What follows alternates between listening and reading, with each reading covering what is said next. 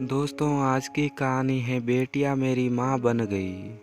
दोस्तों, कहानी शुरू करने से पहले अगर आपने हमारे चैनल को सब्सक्राइब नहीं किया है तो सब्सक्राइब कर लीजिए ताकि आपके पास पहुँचे हर नया वीडियो।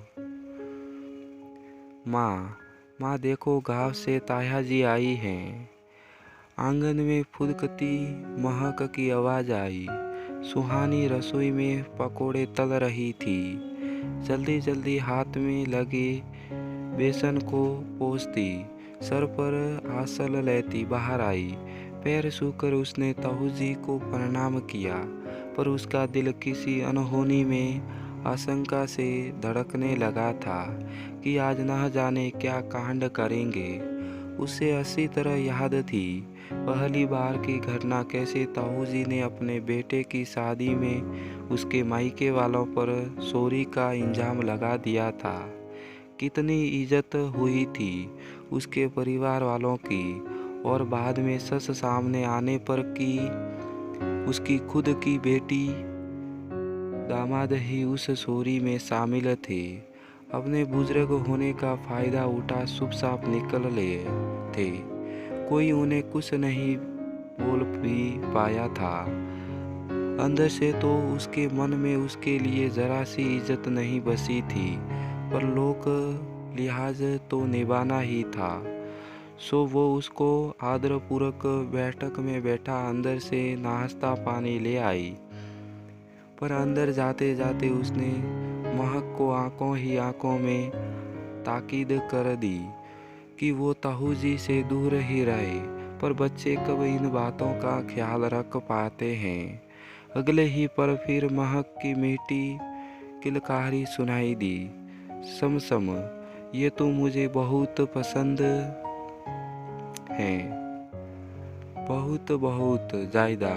हाँ बेटे, तेरे लिए ही तो लाया हूँ, लेखा।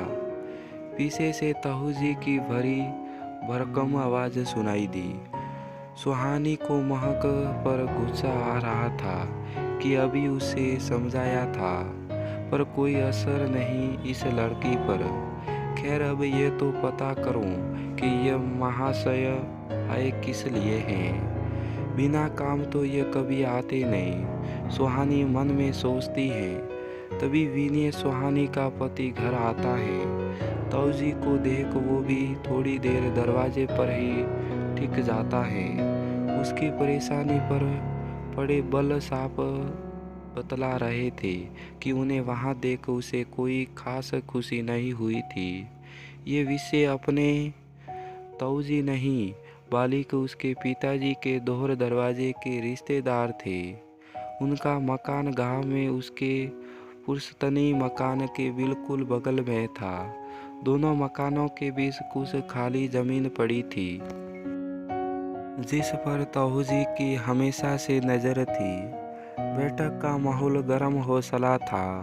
पर्दे के पीछे से सुहानी ने सुना कि ताऊ जी धमकी दे रहे थे कि अगर विनय ने ज़मीन उनके नाम नहीं की तो वो मुकदमा दायर कर देंगे। रात को सब खाने बैठे तो बिल्कुल सन्नाटा था। बस महक अपने मस्त अंदाज में अपने स्कूल की कहानी ताऊ जी को सुना रही, और वो अपनी हंसी रोक नहीं पा रहे थे।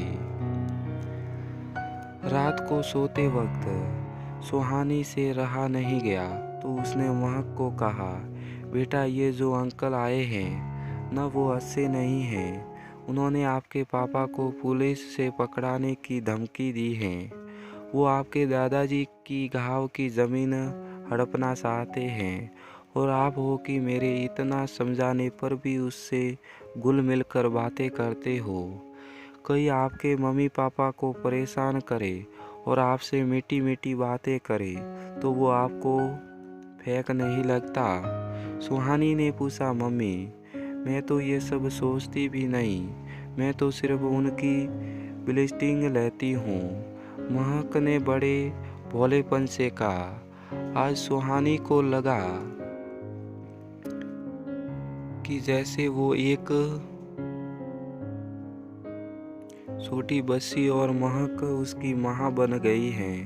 कितनी सरलता से उसने आज उसे हंसों की तरह दूध से पानी अलग करना सिखा दिया था। हम बड़े इतना पढ़ लिखने और ज्ञान अर्जित करने के बावजूद इतनी छोटी सी बात नहीं समझ पाते कि किस व्यक्ति के अंदर की बुराई हमें छोड़ देनी है और उसमें बस उसकी अच्छाई लेनी है। जो गुण बच्चों में स्वाभाविक रूप से रहता है वो बस प्यार लेना और देना जानते हैं। बालिग की फालतू चीज़ें उन्हें कोई लेना देना ही नहीं होता। तो दोस्तों, हम भी अपने अंदर से बाल मन को जगाए रखें और बच्चों से बुराई और अच्छाई के फ़र्क करना सीखें।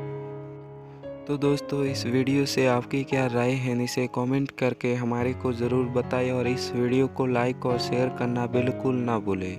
और आपने हमारे इस चैनल को सब्सक्राइब नहीं किया है तो सब्सक्राइब कर लीजिए ताकि आपके पास पहुँचे हर नया वीडियो सबसे पहले।